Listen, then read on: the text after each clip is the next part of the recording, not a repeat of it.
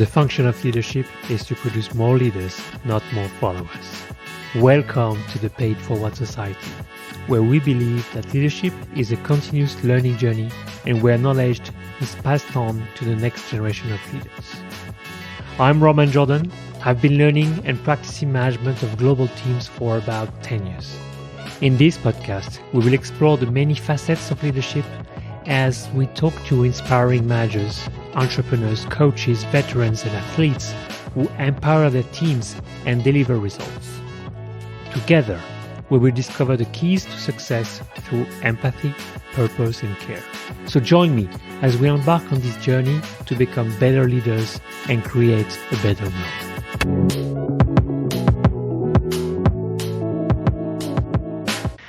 Hello, Amanda. I'm very glad to have you here today. It's awesome to be here. I love it here. Welcome to California. Thank you. How was your trip to the US? It's awesome. Yeah. Long flight, Yeah. but it's worth it to get here. That's good. So, yeah, it's great. I've got lots of good close friends here, a little bit of family. So, yeah, I'll get here as often as I can. So I was looking forward to this venue, or you coming to the US. So I can actually record this first podcast on Nice. leadership. Wow. So I'm excited about Cool. it and looking forward to our discussions. So maybe we can start with an intro. Who are you? All right. Well, I've been in the tech industry my whole career. I started off in Johannesburg, where I was born and I'm from. To be honest, I didn't know what I wanted to do when I left school, right? All I knew is I needed a job that paid me money that I could support myself, right? Yeah. And so some guy that I knew in our friend circle had done an IT diploma and he was working and he looked like he was doing all right. So I did it. Okay. And I started off at IBM, the Global Yeah. Services, doing just support and stuff for their Microsoft outsourced customers. In South Africa? In South or Africa. were you in the UK? No, South Africa. And then after probably 2 or 3 years there, I really got to have an interest in networking, connectivity and all that kind of stuff. It was just interesting for me. That's a good topic. Yeah, and then I went to my boss at IBM and I said, hey, I want to move into this area. And he was like, nah, you got to stay here. You wanted me to stay there. Okay. So I just talked to people and there was a role coming up at a small consultancy company called Landmetrics who did packet analysis for customers to figure out problems that nobody could resolve. That reminds me of something. Yeah, and I went for an interview there and I knew nothing about networking, like nothing, right? And they asked me questions that I had no answers for. And they hired me, right? And I asked them later why they did, and they said, well, we wanted someone we could mold and shape, so it was all good. And I have to say that really did, I think it just impacted my approach and my career a lot. It was really significant because we were going into customers where the environment was like super tense because nobody could figure out the problem. It had been there a while. There was all this in-house fighting, right? And we used to show up with these massive old Dolch sniffers and HP boxes, like huge thing. And we used to capture packets and figure out the problem, right? And we had I had a pretty good success rate. I learned quickly from the guys, and I also realized we had a no fix, no fee policy, right? Okay. So you don't want to go back to the office if you've not found the problem. So you learn quickly. Oh, yeah. Right? Yeah. And it was great because I realized you got to start communicating. You got to speak to the users. It's like not just somebody sort of tapping away, right? And I learned to be curious and ask questions and figure things out. And it was really, really a good experience for me. So I was there for a few years and did really well there, and then went off to the UK. And I did some work over there, which is actually where I got my first leadership position. Uh-huh. I was working at a small integrator, and we're about probably a team of 12 consultants doing pre-sales, delivery, sort of everything all at once, right? And the manager there ended up leaving, and I was promoted into that position. Okay. And I have to say it wasn't a good experience because those remaining consultants, they all wanted that job, right? And I was the only woman in the company as well, in the technical side. And those guys, to be honest, they made my life really, really hard. So it was challenging. It was, it was just hard. Like they were going out of their way almost to do things for me not to be able to do what I needed to do as well. The leadership, they were supportive of me, but it was just really tough. And I was then promoted again. I stuck it around to a director position. And unfortunately, when I was promoted, I had already set in motion my Australia plans to to leave for Australia. So I was only there maybe 6 or 8 months. Okay. And when I left there, I thought to myself, I ain't never doing leadership again, right? It's just too hard. And anyway, I got to Australia in Brisbane, and I worked there as an integrator again a number of years and promoted and doing different things. But I then saw a role going at Riverbed, and I just knew I wanted that role, right? So I made it mine, and I got it. Okay. Yeah, and I was there for a long time, and Chris and I did really well, my sales partner. And we, because of my background in the sort of analysis and performance management, obviously we were doing really well in the NPM, APM, so when Eternity came, network management, performance, application performance. Yeah. Okay. So we used to go and do POCs and pilots, and because of that experience, I used to figure out all the problems, and they just bought all of our stuff, right? And when Eternity came along, I picked it up really quickly, and we did really well, first sale and all that kind of stuff. So of course, when the split happened, Chris and I were promoted, and I was like, oh, I promised I'll never do this again, right? But I did it, and it was. It wasn't without its challenges, I have to say, but it was great. What I sort of really realized, what I enjoyed was sort of seeing people and helping them develop, right, and just helping them sort of be the best that they could be, and I just really enjoyed that. I really, really enjoyed that. And I realized I was quite good at it. People were all of a sudden coming to me sort of for advice and all these things, right? And that was nice for me. It was really good. So you're a little bit hands off from the tech, but you still need to be able to speak to customers and do all the right things, right? So you can't be completely switched off. Yeah. I don't think how long. So that was probably about 18 months that I was there. And I just got to a point where I just needed some new stuff to do, right? And there was a new environment. Yeah, but there was also, that I just wasn't sure about sort of leadership strategy. I was a bit sort of questioning some stuff that was going on. And in fact, Elizabeth Harper from GHD, if you recall her, she approached me about doing something differently and things like that. And for the first time, I was like, why not? It just got me thinking. Because you know what, like before, when someone approaches you, so you're happy, you're content, you just push. And that for the first time, I was like, okay, let's have a chat, right? And that's when I thought, okay. So GHD was your customer? GHD was one of your customers. One of our customers. Yeah. I had a really good relationship with them, and she was a mentor of mine and things like that, And then, just I started sort of keeping my eyes open and stuff like that, and I saw a role actually at Splunk going. And again, I was like, I don't know, I was a bit indifferent about it, but I thought I'd just go and do the interview, and I realized very quickly I'd been out of that headspace for a very long time. Like there were so many things in the Q&A that I was just completely thrown by. Okay. But so I didn't get the job. But what it did do was give me that, that mindset, right? So it served a purpose.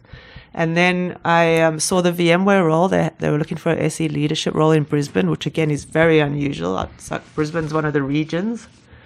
And I did a little bit of research. I've never been in the data center side. I didn't know too much. Obviously, virtualization, and that's it. And the more I researched, the more I knew I wanted the job, right? Okay. So, so I contacted them, and the interview process was completely different because I was prepared. I had that mindset on, and, all that stuff. It was just great. And so they offered me the job, and, I'm there today. All right. Yeah. That's brilliant. Thank you, Amanda, for introducing you.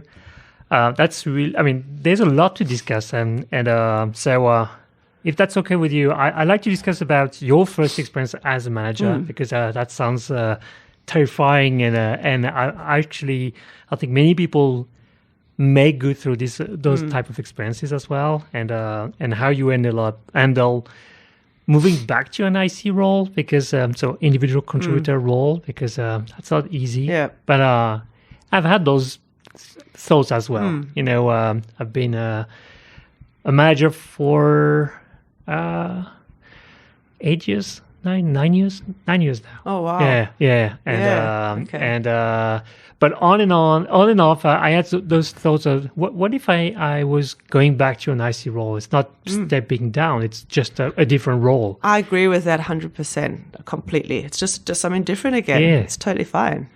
Yeah, but although it may depend on the companies, not all companies sees this the same way, in my experience. Yep. So that's great. So I would like to discuss about this first experience and how you went back to an IC role, and then what is driving you now, into this new leadership role, and what excites you, and what is your vision, and how you do things. Yeah. Look, when I got to Australia to sort of move back to the IC role, my first thought or intention was I just needed to get a job, right? We'd just moved to a new country. Sense. So I didn't even think of the whole leadership and I'd already said to myself, I'm not doing that again anyway. Okay. So it was just a natural progression for me, right?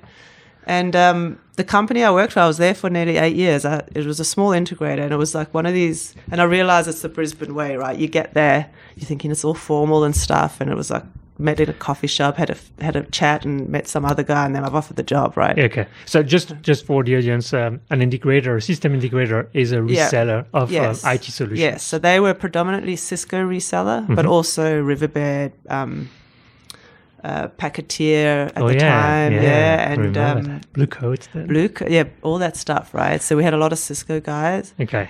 And it was just good. I had a great relationship with the leadership team there, and it was one of those places where all the whole team just wanted to do Cisco, right? Yeah. So I landed up doing everything else, just everything, and it was great. I didn't mind. I was one of those people, go and do it. Oh yeah, I don't know, I've never done this before, but I just go and do it, right? And that was cool because the leadership team appreciated that, right? Yeah. And then they had. When things were starting to go down, like 2008, 2009, my boss took that up as an opportunity to put some of us on training for CCIE because he wanted to get to gold status. So the Cisco certification. Yeah, so I was picked for that, and I didn't do much Cisco, right? There was 4 of us that was chosen, and I was a bit like, oh, geez. And I was like, actually, I'm just going to give this a whirl, right? So we landed up going on a boot camp and then obviously study. My boss even gave us a day off a week to do study and stuff. So it was about a year of doing that. And it was hard, man. It was fun, right? Yeah, but I put everything into this, right? And then after a while I went and sat the exam, and I just completely stuffed it. I failed it. We had to go to Sydney for it.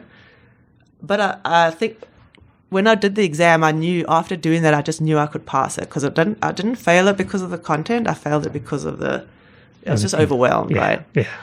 And I booked it again. And I went back and I got it. Which was I didn't know that you were CCIE. Yeah, congrats. That's really cool. And it was really good because it was something that I just thought was unachievable, right? And I just I put everything into it, and I kind of figured out that I could do this, and I did it. So of the 4 of us, 3 of us got it. The one with the most experience didn't get it. Oh, really? Yeah, because it's a mindset thing, Yeah, it's a mindset. So, and this particular certification is the hardest in the networking industry. Yeah, totally. And at the time, it was, it still is. It was very well respected. So you get treated differently when you got that, right? And it was great. It was a good thing. Yeah. Have you kept renewing? I did, yes. And now I'm at the 10-year. Emeritus? That was 2010 when I got it. Wow. Yeah, it was awesome. So Brendan Carroll is another one. All right. He's emeritus as well. Nice. That's why I knew a lot of folks that just couldn't get that exam, and it was all about they were trying to do what is real world stuff, right? Because that's what they're doing in the real world, and that's just not what the exam's about. It's about how Cisco wants you to do it, and it's interesting. Yeah. So it looks like you were very invested as an individual contributor, because if you go down that path of chasing those big certifications, that's not something that will be useful for your at the time leadership I didn't even role. think about leadership, so I wasn't really thinking that at all, right? I had no vision or anything of that. So I was just doing my thing. That's good. Well, it's good, but if I look back on my career, I probably could have done things just a little bit differently. Like I could have done things quicker, if that makes sense, in different things. But at the time, that was working, and so I just stuck with it. Yeah. Yeah. Yeah, I feel the same. Looking back now on my career, I think I could have moved quicker. But I was just enjoying myself. I had a lot of fun, with the same technology that you are talking about, like the Packeteer, and I was also working for a system integrator and a system provider, and that solution. product was one of the few products that I still think is just unbelievable for what it did, right? And I knew it backwards. It was brilliant. It was awesome. Yeah. It was, the acquisition killed it. Yeah. Too bad. Yep. That happens sometimes. Yeah. Okay, cool. So that's super cool. Thank you for sharing that. Can we go back in time and talk about this first experience? Yeah, About sure. how did you get,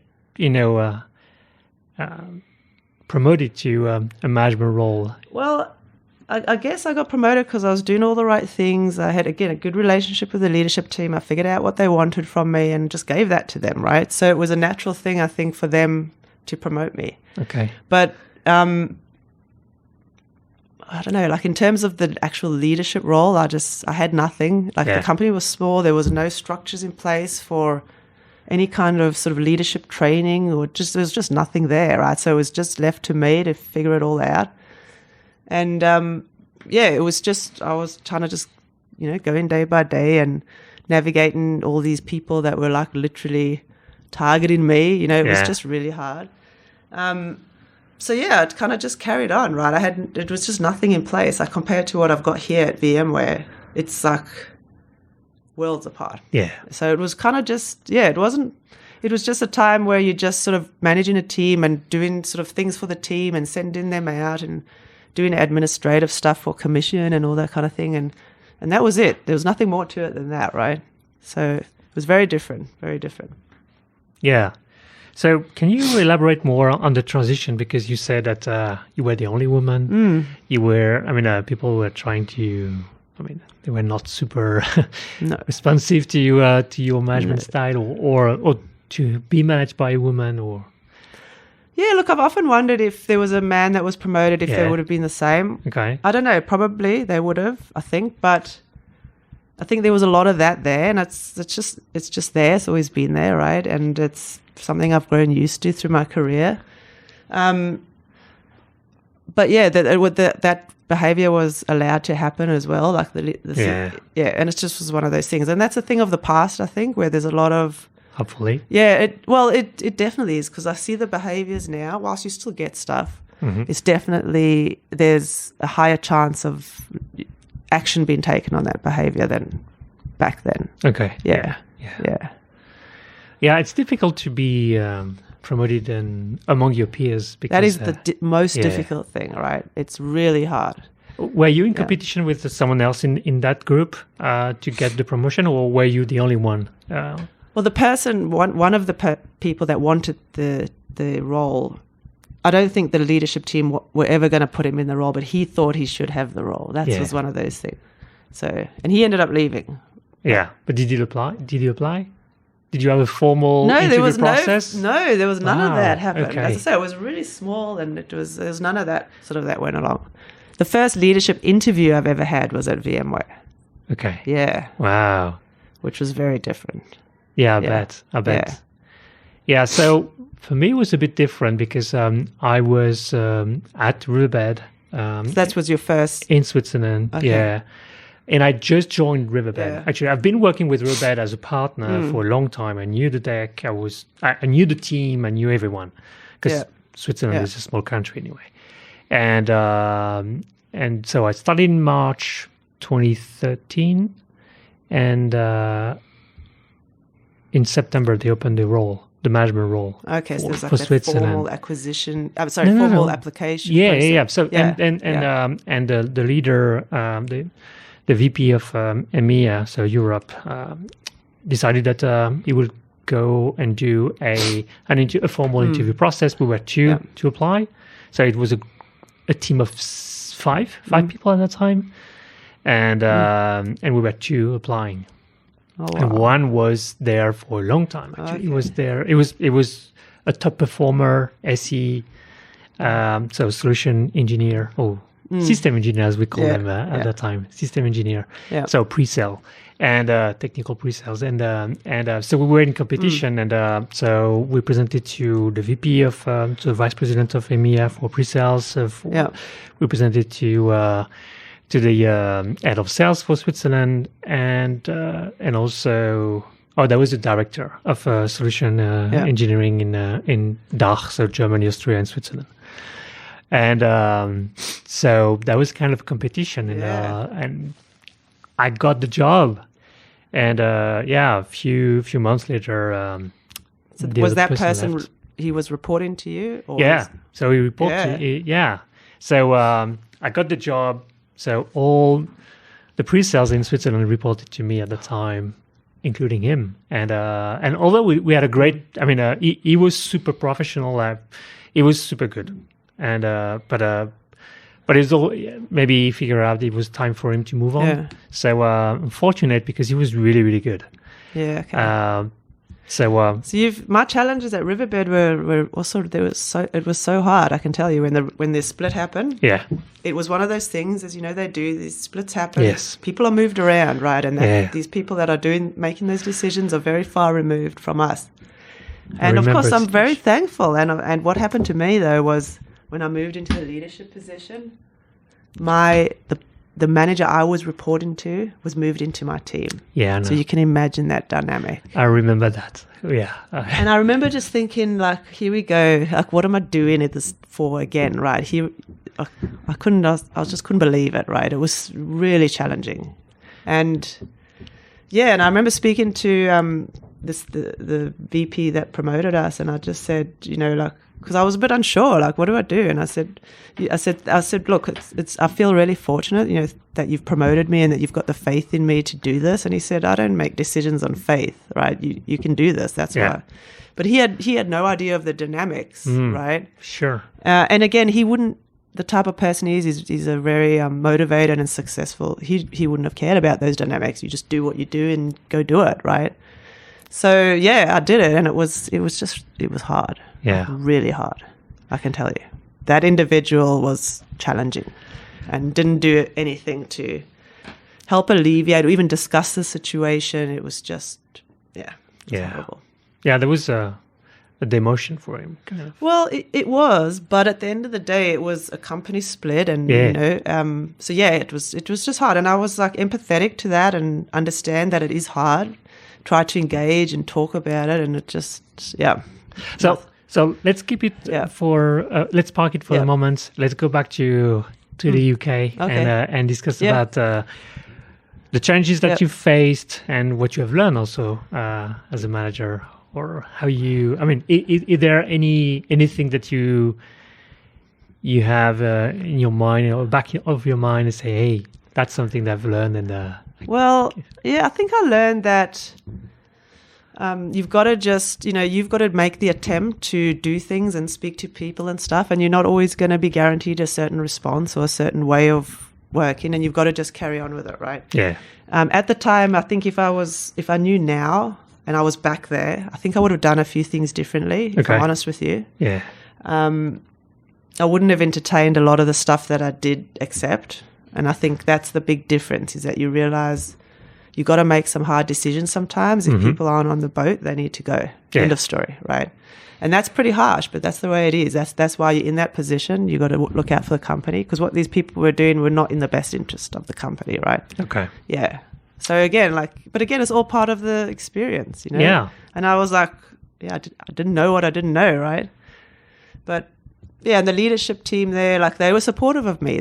We had a great relationship, and they were just like, just carry on, right? Yeah, but what does it mean to be supportive of someone? When they are transitioning into a management role, so they say, "Yeah, we trust you," but it's a different role. It's you operate in the same environment, so you know the technology, the business, but you don't know the job as a manager. Well, that's the thing. There was just nothing in place to sort of facilitate that. It was just a small company, and I thought that was normal, right? And it's not normal. It's obviously you need to have that in place and stuff. But again, I think it was just back in the day that things were different. Things were very different back then to how they are now, I think. Yeah, probably. Yeah. So, what did you do to learn stuff? I didn't really, if I'm honest with you. I didn't. I was often doing some technical stuff as well, and some customers. And so I was kind of just carrying on doing my thing, but I had this other side of life. So I didn't really do anything.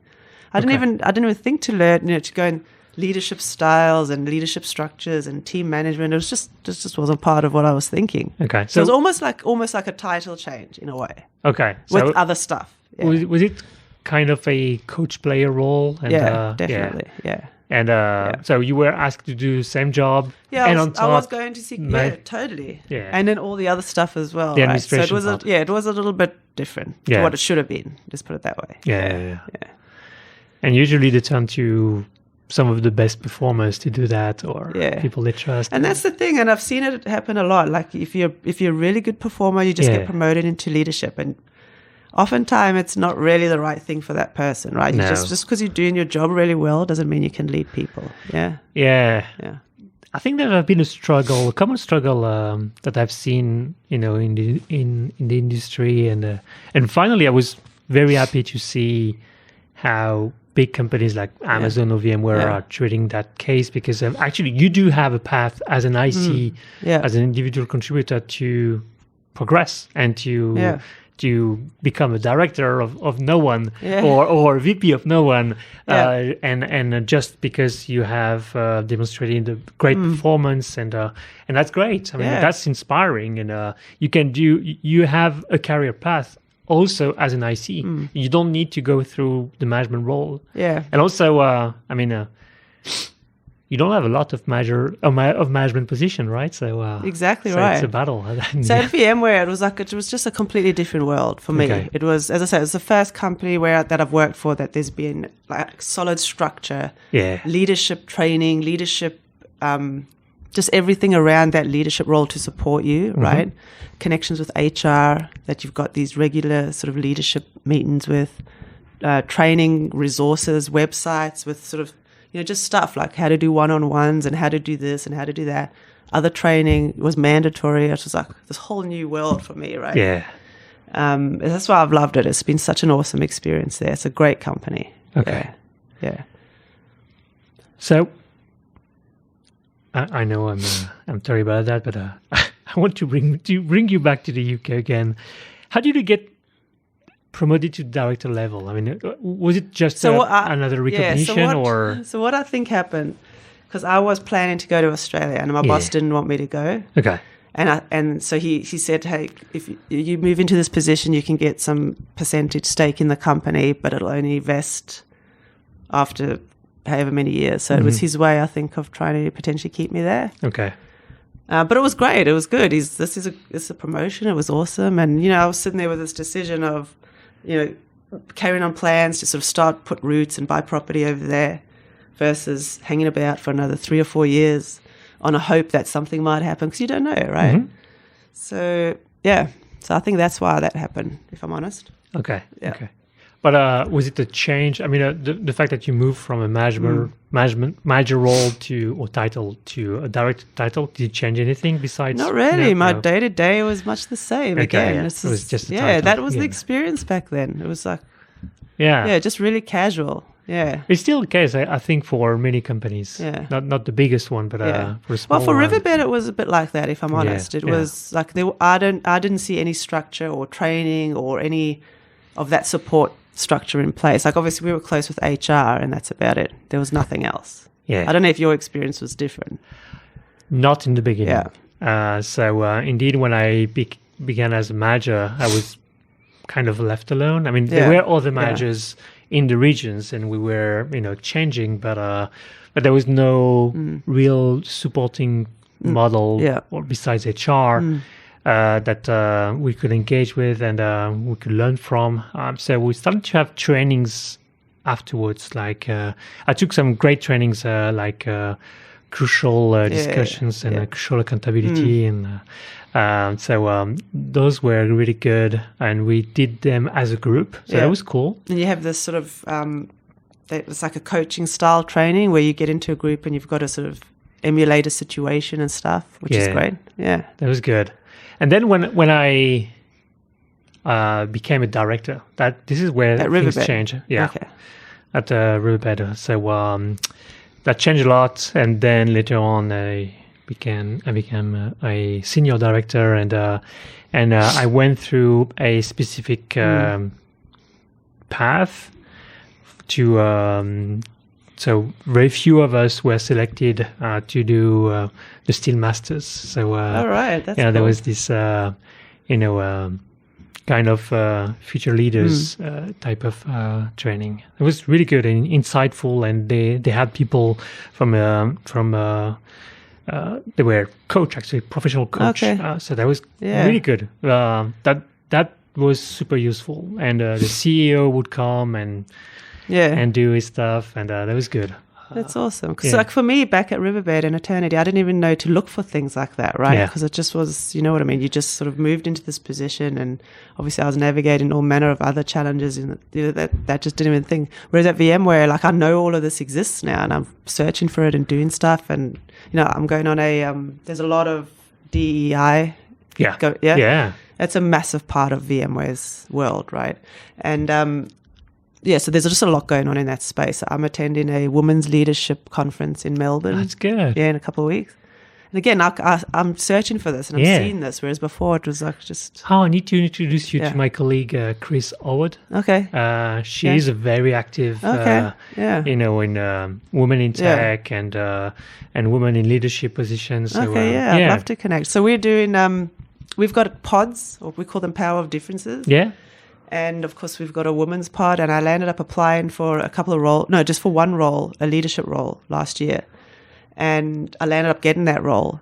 And a week later, the ANZ lead left the company. Okay. And I was just given that role as well. And I was all of a sudden faced with these 2 volunteer leadership roles. And it's like super busy at work. And I was like, and I'm still like, I still struggle a bit on how to manage it and fit it in. But I love it. It's a good part of... my world now. It's a massive part, which it never has been as well, I can tell you.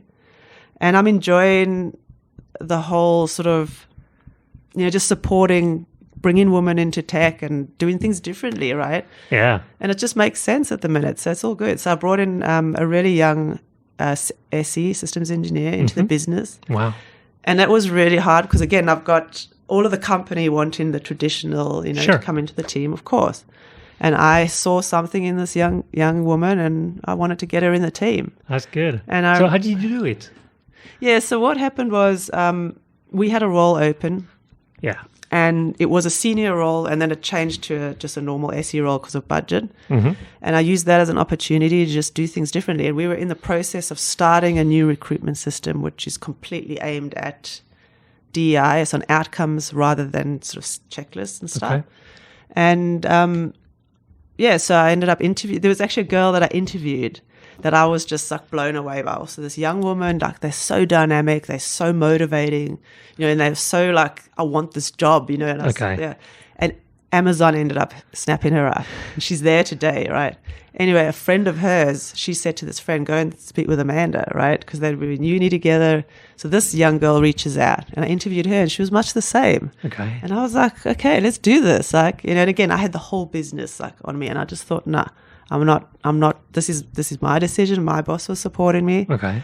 And I'm like, let's go, let's get in. And I was a bit nervous because the job was a big job for her, but I just knew she would do it. So she's been great. She's come on board, and she's doing really well. She's actually just now been stepped up into a new role. Nice. With the new changes going on, which again is a big thing for her. Mm-hmm. But she wants it. She's just, she just wants it, which is great. Okay. And I also had an experience with our professional services young woman, Ariane, at Riverbed, and I moved her into pre-sales, into my team after a lot of... So when you were at Eternity, I was at Eternity, when you were the manager there. Okay. And that was also different. She's a young woman. Yeah. She's only been in professional services, but again, I could see what's going on here, and I got her in, and no one else wanted her there. And honestly, she has literally been the best SE Riverbed's ever seen. Okay. Yeah, totally. Even better than you. You know what? Even better than me, I have to say. Yeah. Wow.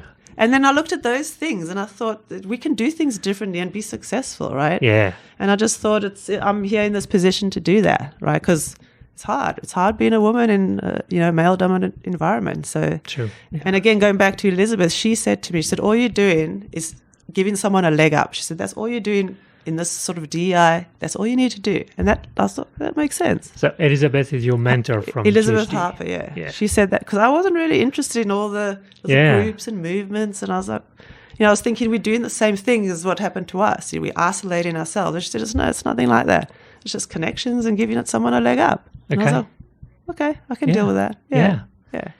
So can we talk about mentoring? Because I think that's a very powerful tool that many people don't leverage enough. Yeah. I don't, to be honest. I had a good mentor back in Switzerland. Yeah. He was actually the VP of sales for EMEA. And but since then I've not had a good mentorship relationship. I don't know how to leverage them. So what so if I talk about me being a mentor first, again, like that was something that Elizabeth had guided me on, because I'm like, how can I help these people? Like, and she said, just tell your story. Mm-hmm. That's it. Yeah. That's it. I was like, okay. So that's what I did. And I was getting just responses and positive engagement. And it was like these people were telling me how helpful it was. And that's just how it all started for me. Agree. And it makes sense. It's just that simple. Yeah. And I think being a mentor, I get it, and I think I've done that, and I'm enjoying it. So even on Twitter, I mean, people are reaching out to asking me, questions, asking questions, and I'm happy to jump on a call. But it's the other way around. I mean, how do you find your mentor? How do you nurture that relationship? Yeah, what I think it's very much you've got to ask for what you need, right? Yeah. Otherwise, it's not going to happen. So you've got to go. Like I've done it a few times, and I'm doing it more now because I've got a path and a plan for myself. And you've got to go and say, hey, I need you to help me with this. Like, give me some advice on this, or let's do this together. Otherwise, it doesn't happen, right? Yeah. So that's what I'm finding. Yeah. That's a very good call out, because actually I read a blog post from Deb Louis this week, and where you need to tell people what you want. Exactly, and that's what you got to do. And so I will put this link on the in the details of the podcast, of the episode, because I found that super powerful. Yeah. Because there's not a lot of people that will say no to that, because obviously they've got the experience that you seek, they've got the information, and all you're doing is saying, hey, I need this for this reason or whatever. So that's what I've just started doing now, because I've got a plan for myself to move to the next level of leadership and stuff. Nice. So I've got a few people in mind. I've only approached my boss first, and I said, hey, this is what I need. I want to put a plan in place. And he's like, yeah, sure, let me know. And it's up to you. It's not up to him. Yeah. And I've got a few other people I'm going to approach as well, but I have to think about what I need from these people and approach like that. That's what I figured out. Yeah, that's true. But it's not about mentorship. This is not the mentorship part. That's the planning part. So and what you said is that your mentor told you to do this. Yeah, that's good. That's good. And to be honest, I mean, when I got promoted at Rubed or within Rubed, I followed the same path. I mean, I was a manager for Switzerland, and I was looking at the business across EMEA and what we're doing, and I sent an invite to the VP of EMEA. I said, hey, this is the problem I've seen. This is what I propose to change, and this is how I could help changing stuff. Yeah. And the following month, I was the director of DACH, and that's the thing. You've got to initiate a lot of that, is what I'm seeing. Yeah, definitely. Because I get the same from some of the younger women. They'll come to me and say, "Hey, I need this information from you. Like, can you help me with this, or can you do this?" I've not really ever said, "Hey, let's have a chat." They'll come to me and say, "Let's talk about this," and that makes sense. That's correct. Yeah, I think what I like about Amazon as well is the promotion philosophy, where you need to demonstrate that. You can operate at next level. Yeah. And being able to make those asks means that you need to be able to operate at next level, because you need to think about it. You need you need to know. To analyze the situation. Where could you have an impact, and start demonstrating that you can do it. Well, we've got a concept of you've got to be already doing that job in a way before you get promoted. Exactly. That's massive. Yeah. And that's the way I'm thinking that makes a lot of sense, because I see it. I see it on the successful people. I see them doing things that are outside of their job role already. Yeah, definitely. Yeah. And it's exciting to see those people doing that. Yeah. Totally. Yeah. And and pushing for doing more. So that's good. And the people, the successful people, are the ones that will come to you and say, I want to do this. I want to get there. Like all the time. They're the ones saying, hey, I need this. I want to go there. I want to go that. How can you help me? What do I do? How do I get there? That's good. Yeah. That's exciting. It's really good. Because again, that's what I've learned. You've got to ask for what you want. Yeah. I want to digress a bit. I think when you become a manager, I think it's unnatural to interview people and to hire people. Yeah. Oh, geez. So do you have good stories about that? So when I got to VMware, it was just so happened there was a lot of things I had to do. There was positions I had to fill, and I literally spent like the first 6 months interviewing. It was full on, like hiring, interviewing. And again, like it's hard. It's really hard. But I followed my intuition on all. There was 2 hires again. The one I mentioned already that other people didn't want, and the same thing happened with the second. And both times I've not sort of buckled to that pressure, and I've just gone with what I've wanted. It's my decision, and both of them have been super successful.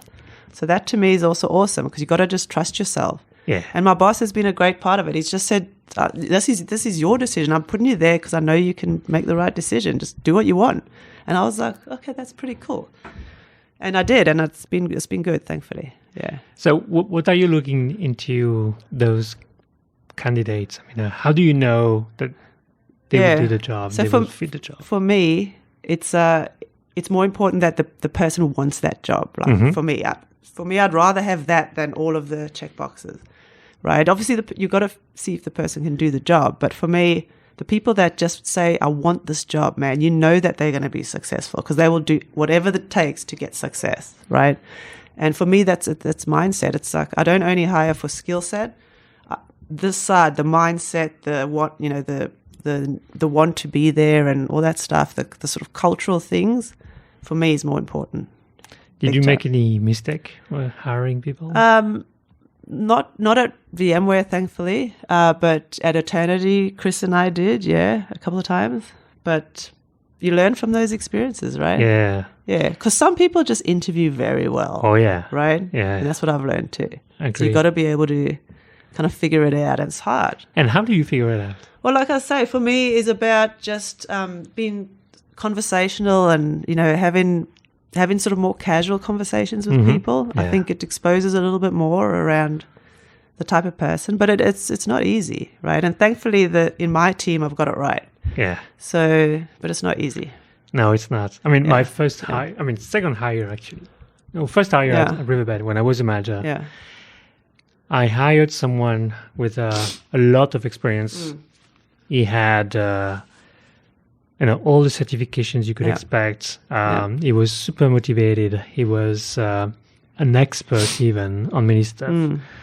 But he was toxic, really toxic. And did you know that at the time? No, I mean, I didn't know that. I mean, I didn't know how to identify those people. I'm maybe too candid for that. So, but at that time, I was not able to identify those people, and I got other people in my team interviewing that particular individual, and they said, yeah, he's good, and he knows what he's talking about. And also he came with a different skill set because at that time Riverbed was trying to diversify in terms of tech, so more storage and stuff for Steel Fusion and Granite or all the boring stuff. Yeah, and this particular individual was super strong in storage and virtualization, VMware, everything. So great match, hard to find.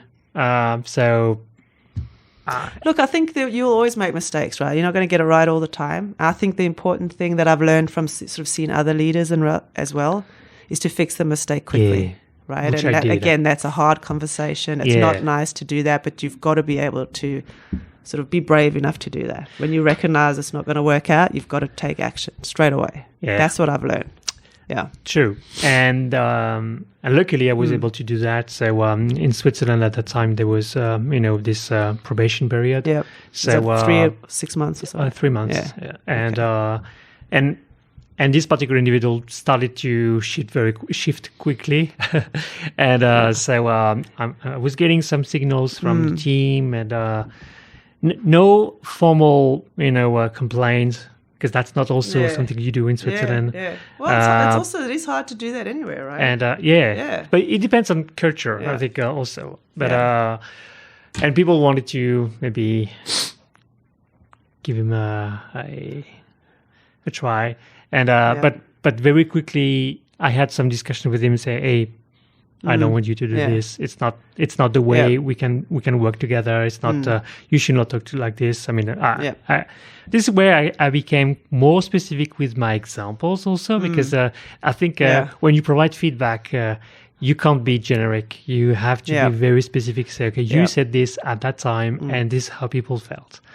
That to me has been one of the hardest things I'm still learning, right? I'm always going to be learning how to get better at it, but it's been a big focus of mine to have that honest feedback. That sometimes it's not nice, the things that you got to say, but you've got to say it, right? You've got to do it, and it has been challenging because sometimes people really mean well, right? Yes. But sometimes you just have to have hard conversations, and that's been a big part of my learning recently. I listen to a lot of podcasts that help me with that. I have to be honest. Same. Brene Brown's she's super awesome. She's one of my favorites. She's got a big focus on that. That's helped me. And so as I say, I'm still learning, but I've realized that it's just part of the job. You got to do it, right? Yeah. That's it. Yeah. And luckily, I went through the crucial conversations training just before that situation. Okay. So I was, I say, this is the time for me to apply those learnings. Totally. And that was good because I was able to tell that story, and the guy didn't make the probation period. So I moved on, and it was hard because, that was the first time I was hiring someone. Yeah. It's the first time I was letting someone go as well. All in 1 month or so. So it's all good learnings as well. And for me, the whole sort of the people management side of things, it's just incredibly complex is what I'm learning, and it's a massive part of our lives. And people are very complex individuals, right? And you've got to figure all of that stuff out. That's correct. But it's been, as I said, that's a side that I'm surprised at myself how much I do actually enjoy that. Yeah. And I'm finding people are coming to me for advice on sort of the relationships and how to, if there's conflict and all sorts of things. And I was like, for me, that's sort of not a common thing, right? But I'm getting it right. So all I need to learn now, Roman, is how I can do that in my personal life. Get that right, because I don't seem to. But the work stuff it's awesome. It's working. Yeah, so sometimes I'm trying to apply some of those techniques at home, and my wife say, hey, I'm not one of your employees. I say, okay, that's the sorry. thing. I don't know how to get it right there, but I've certainly got a lot of it right. I'm still learning, but I've got a lot of it right here because people are coming to me, and it's just so bizarre. Yeah. That's great. Yeah, I think what you said several times is I'm still learning, and that's what that's my intent with this podcast. I want. This is a journey for leadership. Totally. And if you're not learning, then you're not doing your job properly, right? Yeah, it's tough. It is tough, and that's what I'm saying. It's tough. I've seen new managers come in and they're just completely overwhelmed at that side of their lives. Yeah, and in a way, you almost I align it to like being an agony aunt in a way. Because you are, people are coming to you with problems and stuff, and it's just, that's your job. You got to help them out, right? That's correct. Yeah. It's good. I'm enjoying it.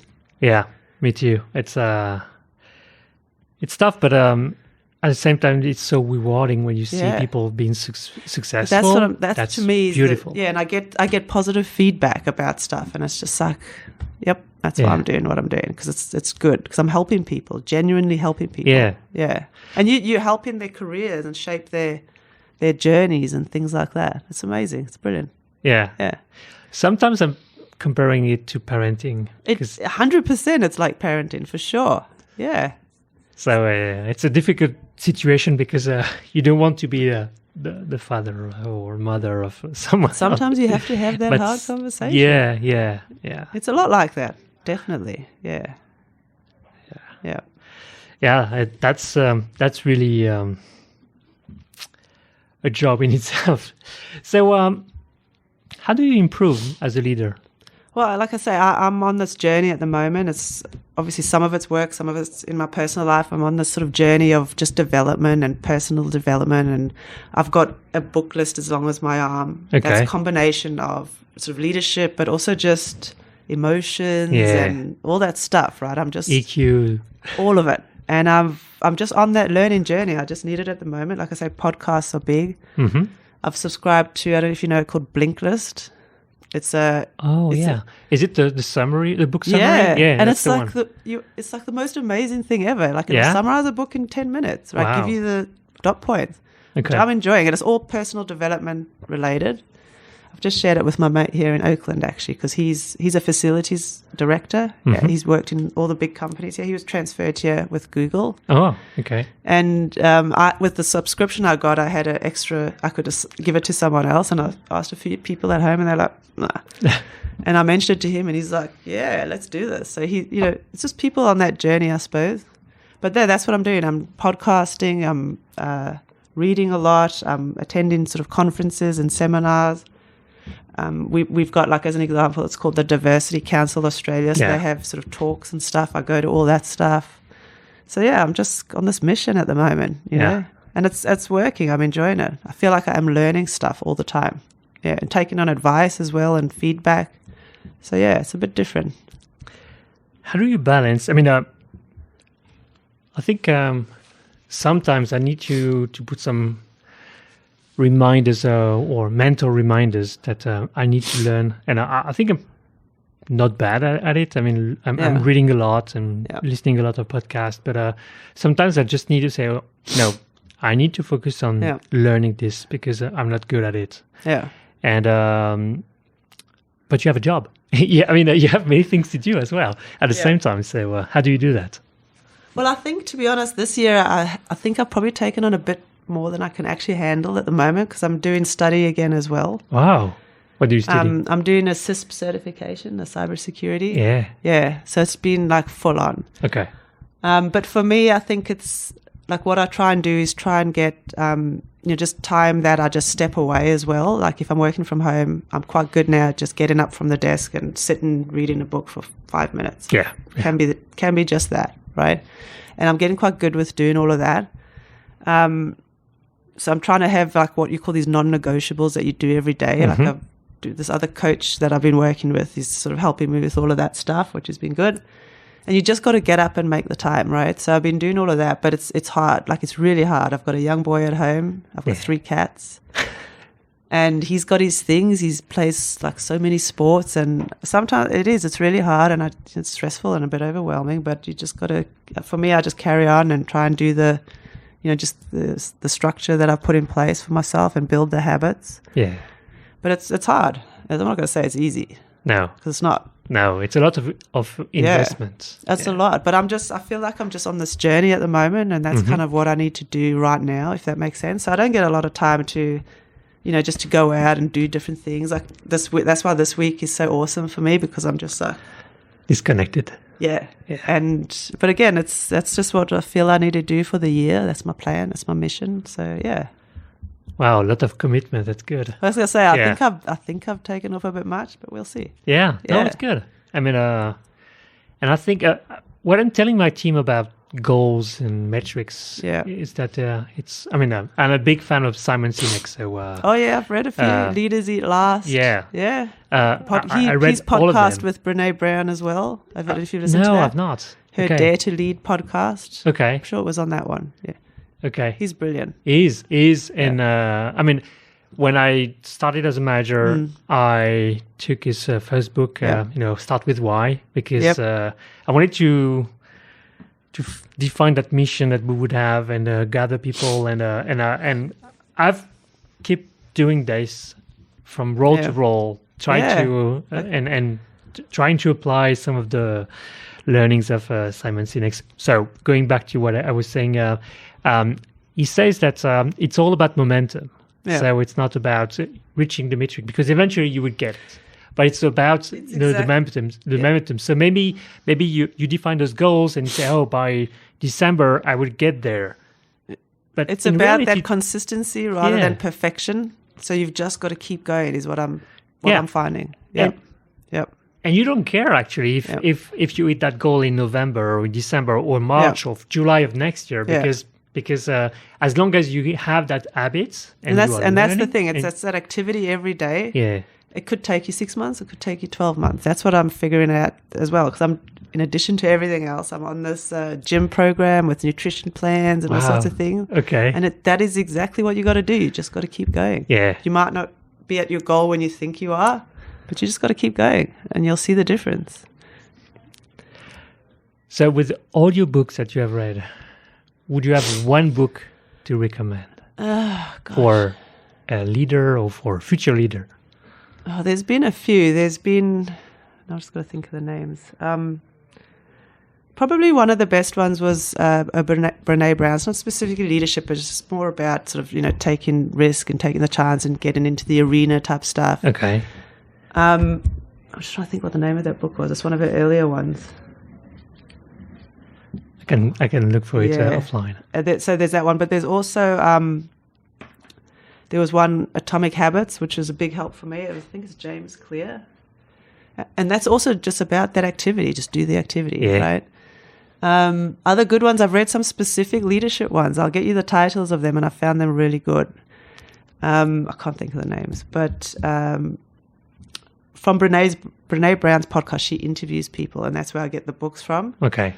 But I actually can't think of the names. Okay, no worries. Okay. But I can send you some of the lists because I've got them. Also, I've got that as part of my personal development plan, right? The books that I've read and want to read. But it's good. A lot of them are about emotions and being vulnerable and just showing up as your true self and all that kind of stuff, which is huge. Yeah. And it's not part of our traditional world, right? People just didn't do that. Whereas that's a part of our new lives, right? It's just showing up as you are, and that's okay. True. Yeah. Yeah. And how do you keep notes of everything that you read? Because that's the thing also. There's so much you can read and there so much is. you can and store. I'm a writer, right? I need to sort of write things down to remember them. So I do make some notes. I've got my notes in my phone where I just put something in. And if I'm at my desk, I'll use OneNote I've got my own personal thing there that I just jot some stuff down. But again, it's hard to sort of, what I'm doing now, I send out a weekly email, which I've got like such good responses from the team and stuff. And what I put in there is just, I've got an interest in finds. Okay. And that's all my stuff that I'm finding. And I've got these motivational quotes in there. And that's good. When I started off, I was like, I don't know how it's going to get received, but for me, this makes sense. And people have responded really well to it. And they're like, oh, I love these emails. It's so awesome. So it's good. That's good. That's good. I was tempted to do the same, actually. I was kind of doing the same at the Riverbed. I had my high five every week, and that was cool. But when I joined AWS, one of our top leaders, AVP Deepak Singh, he was sending this every week, every Friday. I was so looking forward to what he was saying, and because that was super inspirational. It could be topics that I would not care. Like he's big into music and. Well, that's what I've done as well as part of it. Is stuff that's important to me, and what I've learned from it, I'll put it in there. And somehow people they like reading about it, and they like hearing about it and stuff. So that's great. Yeah, that's good. Yeah, it's good. That's good. Yeah, maybe I will try that as well. Because what I first started doing with just my team was I I made them all, I asked them all I was going to go first, and then the next week one of them needs to reply with a motivational quote. Oh, nice. And again, that was like, I thought, I don't know how, and they loved it. They loved it. And there was all sorts of talking around the quote of the week and, where I heard it, and it was great. So now that it's a bit bigger, the audience, I don't ask. I said, if you want to reply with something, you can, because I've got a bigger sort of list of folk that I send it to. But I just send it out with my thoughts and learnings, and we're going through lots of change there. And I think it's been well received for that, because it's about it's just some of the stuff I've been putting in there is around just looking at it from a different perspective, gratitude, and all that stuff, and people enjoying it. Oh, that's good. That's a good. Okay, I should try it. Yeah. Are you a manager of managers? No, that's my next goal. Yeah, that's where I've said I wanted to sort of go and find some mentors, and because that's a whole different ball game, right? You're completely almost another step removed, right? So I think what I've found probably one of the most difficult thing in this situation is to be able to scale through others. Yes, and have that trust, because you can't be there. No, you can't do it. Right? No. Yeah. And but that's quite interesting. Yeah. So that's my once I've got the study out the way, I plan to get it out the way hopefully by June. Mm-hmm. And then that's next sort of like, how do I do this? How do I learn? What do I... Okay. Yeah.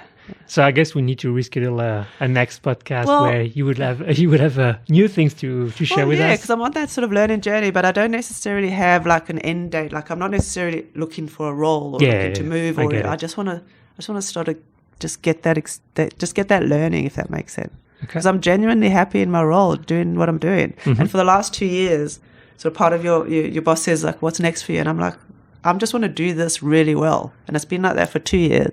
And now I've got bigger things now because I'm ready for that. Yeah. So it's totally fine to be in your role and say, "That's it. I want to be here." Yeah. Right. Not a lot of people are comfortable with that. Right. They always think they have to sort of progress. Yeah, we had a very interesting discussion with my team in August about that. It's okay to remain at the same level. It doesn't mean that you are doing something wrong. You can be super good at what you do and enjoying it. Yeah, it's totally and not looking for a bigger scope. It's totally fine. Yeah, 100%. Yeah, it's good. Yeah, I like that. Yeah. And it's been really good for me to sort of get in the study mode again, because the team had to have 2 certifications in sort of a 6 or 8 month period. They had to have a hyperscaler cert, and they had to have a VMware cert. Mm-hmm. And I was like, I'm going to jump in and I'm going to do one again. I haven't done one for a while, so I did the AWS one, actually, the entry-level one, the practitioner, I think. The practitioner, yeah. And I enjoyed it, man. I enjoyed learning about it, because I knew a lot of it already, but not in a lot of detail, and I just loved it. I love getting my head back in that game, and I was like, this is cool. Yeah. And it was good, because if the team's like, oh, I haven't done this yet, I'm like, come on. If I've done it, you can do it, right? Yes. And that was also really helpful, so it's good. Leading by example. Yeah. And I enjoy that. I've done a lot of certs, so it was good to do it. It was nice. Yeah. Yeah. Yeah. Cool. Thanks so much, Amanda. I'm very glad to have you. Well, thank you for having me. It's so good to be here. Yeah. Likewise. So maybe let's meet in 1 year or 2 years, and you'll have more stories to share. Let's do that. I'll be back for sure. Perfect. Thank you so much. Thank you. Cheers. You stayed until the end. Thank you for listening to this episode of the Paid Forward Society. If you enjoyed it, please subscribe and share it with at least 2 people who would benefit from this discussion. Your support helps me reach more people and make a greater impact. You can also help me get discovered by leaving a 5-star rating and a review on your favorite podcast platform. I appreciate your support and look forward to continuing this journey with you. Bye.